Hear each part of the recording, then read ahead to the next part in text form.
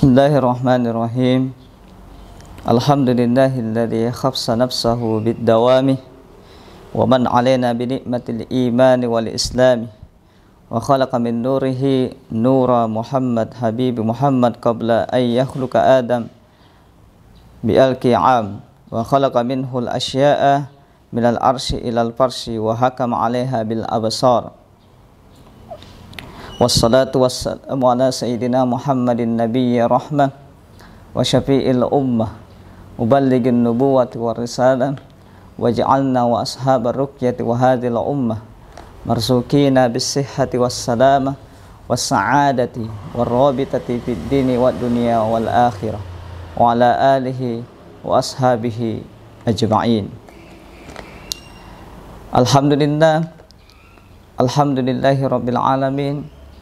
Segala puji bagi Allah Subhanahu wa ta'ala yang senantiasa memberikan kita nikmat kesehatan, kesempatan, sehingga alhamdulillah kita masih bisa bertatap muka di tempat ini. Dan alhamdulillah marilah kita memperbanyak bersyukur kepada Allah Subhanahu wa ta'ala karena kita masih bisa diberikan kesehatan sehingga bisa menjalankan ibadahnya. Salawat serta salam tak lupa pula kita haturkan kepada baginda Rasulullah sallallahu alaihi wasallam. Allahumma salli wa sallim alaihi wasallam. Dalam Islam, perpestik yang namanya lingkungan itu adalah terutama baginda Rasulullah sallallahu alaihi wasallam sangat menganjurkan yang namanya peduli terhadap lingkungan. Karena kenapa? Dakwah Nabi bukan hanya sebatas untuk menganjurkan kepada umatnya tentang pengenalan kepada Tuhannya, akan tetapi Rasul sallallahu alaihi wasallam juga peduli terhadap lingkungan kita. Di dalam Al-Quran, Allah Subhanahu wa ta'ala menggambarkan kepada kita bahwasanya zaharal fasadu bil barri wal bahri bima kasabat aydin nas. Ayat ini adalah menjelaskan kepada kita bahwasanya betapa harusnya peduli kita kepada lingkungan. Karena kenapa? Digambarkan dari ayat ini kerusakan yang ada di darat dan di laut itu disebabkan karena tangan-tangan manusia. Oleh karena itu minimal ada dua fungsi manusia setelah Allah menciptakan, yaitu sebagai hamba untuk beribadah kepada Allah Subhanahu wa ta'ala dan juga menjadi khalifah penjaga dunia. Oleh karena itu kita harus tahu bahwasanya di dalam hadis Nabi dikatakan bahwasanya man lam yarham man fil ardi lam yarhamhu man fis sama. Barang siapa yang tidak menyayangi yang di bumi, niscaya ia tidak disayangi oleh Allah yang berada di atas langit. Artinya bahwasanya kita memang ini diperintahkan untuk menjunjung tinggi yang namanya menjaga lingkungan hidup. Orang tua dulu kita sangat menganjurkan, sangat peduli mengajarkan kepada keturunannya, khususnya bagi anak-anaknya, untuk tetap menjaga kelestarian lingkungan. Ya, bukankah dampak yang terjadi, kerusakan yang terjadi di sekitar kita ini disebabkan karena ulah kita sendiri? Dampaknya itu bukan kepada penyebabnya yang melakukan kerusakan itu, akan tetapi juga kepada siapa yang berada di lingkungan sekitar itu. Salah satu contoh, orang tua kita dulu mengajarkan bagaimana betapa pentingnya menjaga yang namanya lingkungan, yaitu ada yang disebut dengan tradisi yang namanya parapo kalau dalam bahasa Makassar. Kalau di Jawa ada yang namanya sedekah bumi. Ini mengindikasikan bahwasanya betapa pedulinya orang tua dulu kita terhadap lingkungan. Ya. Taruhlah kita yang berada di Sulawesi Selatan, khususnya suku Makassar, ada yang namanya Pak Rapoh. Kalau dalam bahasa Indonesianya itu adalah sesajen. Nah, perlu diartikan atau perlu dipahami bersama bahwasanya sesajen di sini bukan hal yang lumrah, tetapi ini adalah sudah ada sejak Islam yang dibawa oleh ulama masuk ke Indonesia. Iya. Jadi tradisi Pak Rapoh ini mengajarkan kepada kita, orang tua kita, bahwasanya betapa pedulinya kita kepada makhluknya yang ada di dunia, baik di darat maupun di lautan, sebagai penghargaan. Dan banyak yang terjadi di lingkungan kita, khususnya yang sudah naik dari mimbar ke mimbar dan sudah mendoktrin kepada masyarakat bahwasanya hal yang serupa itu atau tradisi yang seperti itu, sedekah bumi atau Pak Rapoh, itu adalah merupakan kesyirikan. Padahal kalau kita memaknai hakikatnya, sebenarnya yang dilakukan oleh orang tua kita itu adalah bukan kesyirikan, melainkan kepeduliannya terhadap orang tua kita kepada lingkungan kita, khususnya yang ada di laut.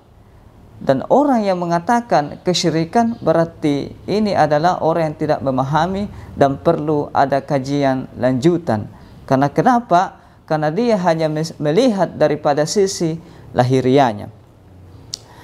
Kita kupas satu persatu. Orang tua kita mengistilahkan yang namanya Pak Rapoh, di mana Pak Rapoh ini adalah salah satu penghargaan terhadap makhluknya Tuhan yang ada di laut. Dan ini sudah ada sebelum Islam itu datang. Makanya kita melakukan yang namanya pendekatan asimilasi. Iya. Karena pendekatan asimilasi ini adalah penyesuaian atau peleburan sifat asli yang dimiliki dengan sifat di lingkungannya, tanpa menghilangkan yang namanya substansi daripada doa itu. Karena pada hakikatnya Pak Rapoh itu adalah doa yang dipanjatkan oleh orang tua kita, atau istilahnya sandro. Sandro dalam bahasa kerennya itu adalah tabib atau ustadz yang mengajarkan bahwasanya sebelum mempersembahkan atau penghargaan ini kita tabur di laut, marilah kita memanjatkan doa kepada Allah Subhanahu wa Ta'ala sebagai penghargaan kepada makhluknya yang ada di laut, dan juga sebagai simbol bahwasanya kita ini untuk bersedekah kepada yang ada di laut. Nah, Pak Rapoh itu adalah bahasa Makassar, dan simbolisasi atau filosofi yang ada di dalamnya itu tidak lepas dan tidak jauh daripada apa yang ada di dalam diri kita. Iya. Pak Rapoh itu adalah mengandung unsur di dalamnya. Yang pertama adalah rapoh. Rapoh itu kan bahasa Makassar yang artinya adalah buah. Iya. Yang ada kalau kita kaitkan di dalam diri manusia, ya, secara mikronya, karena Pak Rapoh itu adalah secara makronya. Secara mikronya itu adalah bahwasanya rapoh itu dikaitkan dengan hati. Iya, dengan hati.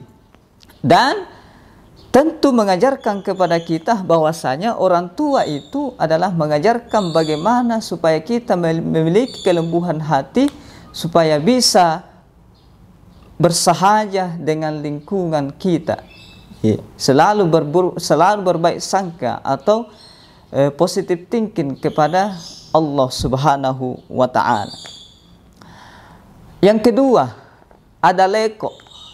Leko itu kalau bahasa tubuh kita itu adalah daun telinga kita. Iya. Daun telinga kita. Kenapa daun telinga diidentikan dengan leko? Karena pada hakikatnya manusia yang lahir setelah dari perut ibunya itu adalah yang pertama mendengar itu adalah hati dan pendengarannya. Makanya ada tradisi yang namanya mengazankan. Dan ini bukan tradisi yang biasa, melainkan ini adalah melainkan juga sunnah Nabi. Ya, ketika anak lahir itu maka harus diazankan, karena kenapa?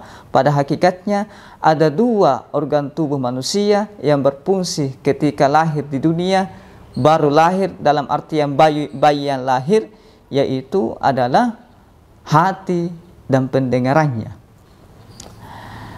Kemudian simbol yang ketiga, di dalam apa rapo itu ada yang namanya kalomping. Iya, biasanya itu kalomping adalah uang yang dilipat, yang modelnya adalah lam alif. Iya. Lam alif itu dalam bahasa Arab menandakan bahwasanya la nafih. Itulah hebatnya orang tua kita yang tidak pernah belajar yang namanya bahasa Arab, tetapi mengetahui makna daripada simbolisasi atau filosofinya yang ada di dalam Pak Rapuh. Jadi dia berkegiatan atau melakukan ritual itu sudah jauh lebih pintar daripada anak-anak sekarang. Iya. Makanya kalomping yang terakhir itu ada simbol yang namanya lam alif. Itu menandakan bahwasanya banyak Tuhan, tetapi disimbolkan la, menandakan bahwasanya tidak ada Tuhan yang pantas disembah melainkan Allah Subhanahu wa Ta'ala. Makanya dalam kalomping itu modelnya lam alif. Sebenarnya ada dua kalomping itu. Kalomping cokmot namanya kalau bahasa Makassarnya. Itu menyimbolkan bahwasanya dia huruf hu atau ha. Nah, tetapi yang sering kita lihat bahwasanya kalomping yang sering dipakai oleh orang tua kita itu adalah modelnya lam alif. Artinya bahwasanya la maujuda illallah. Itulah sebenarnya. Tidak ada yang wujud melainkan Allah Subhanahu wa Ta'ala.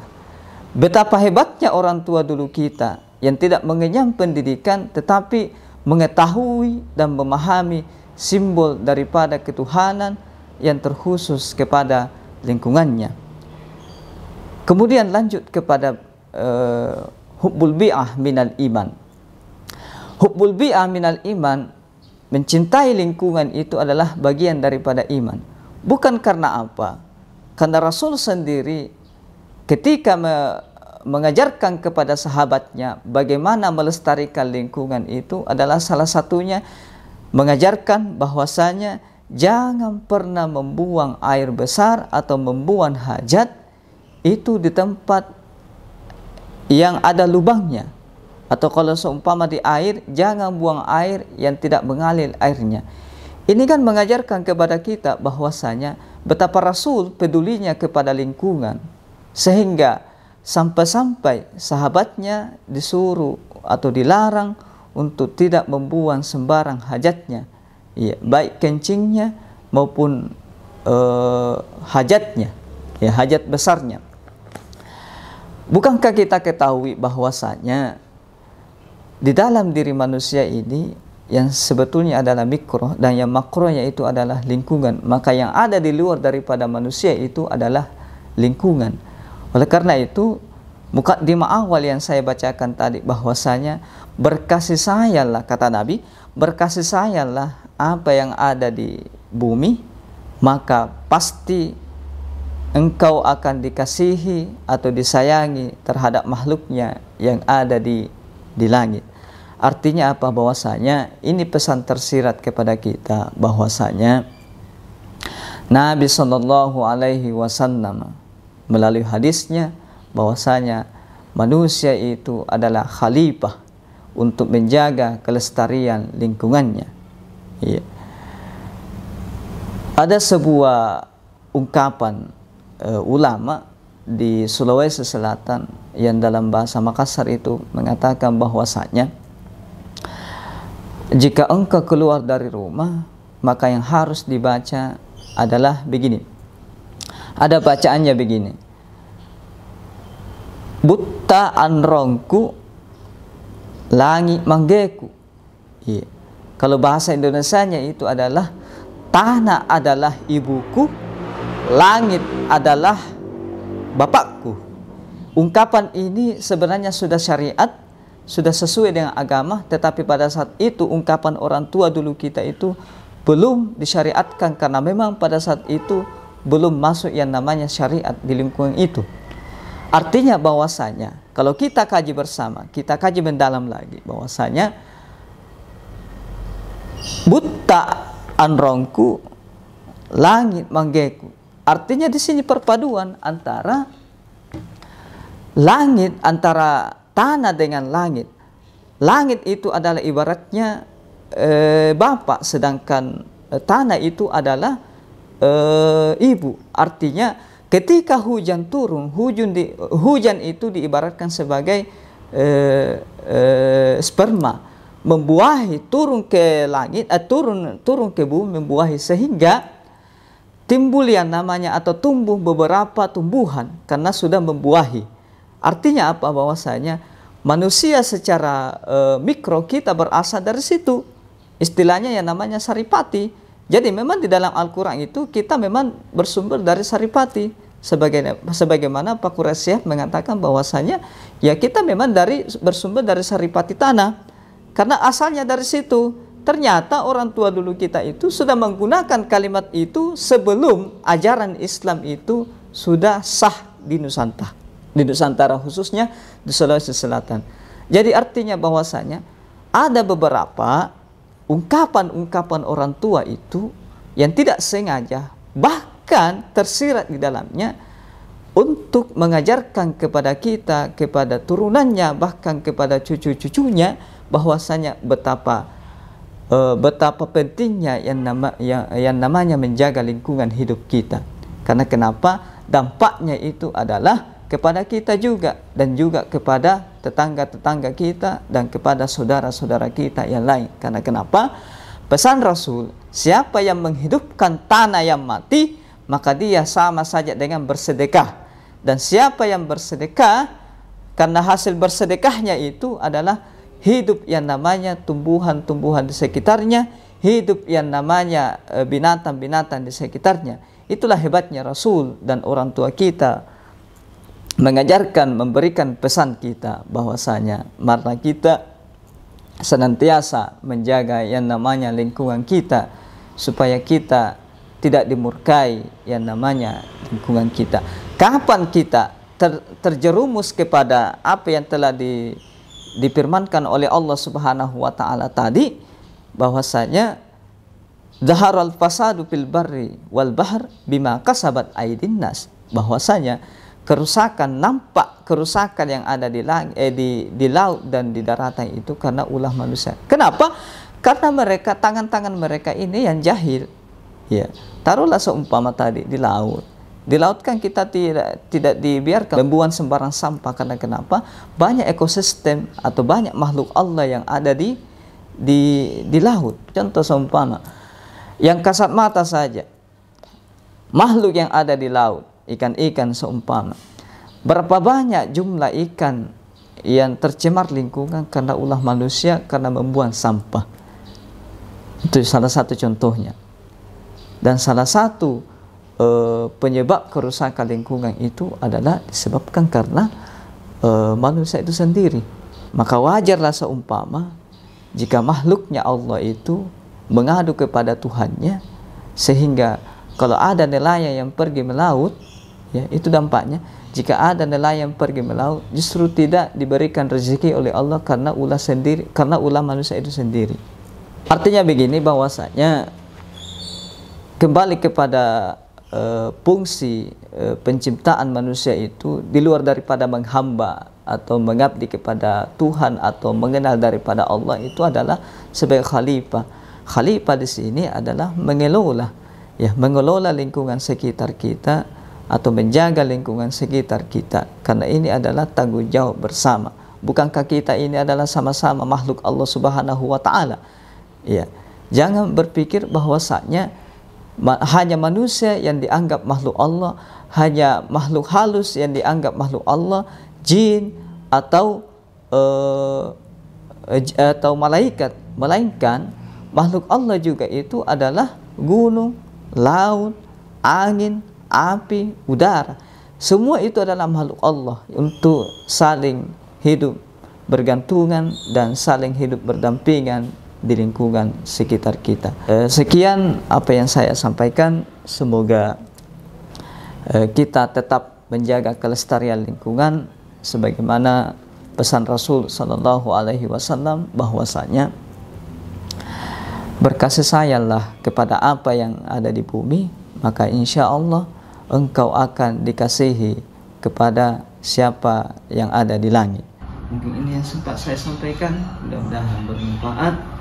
Wallahu muwaffiq ila aqwamit thoriq. Wassalamualaikum warahmatullahi wabarakatuh.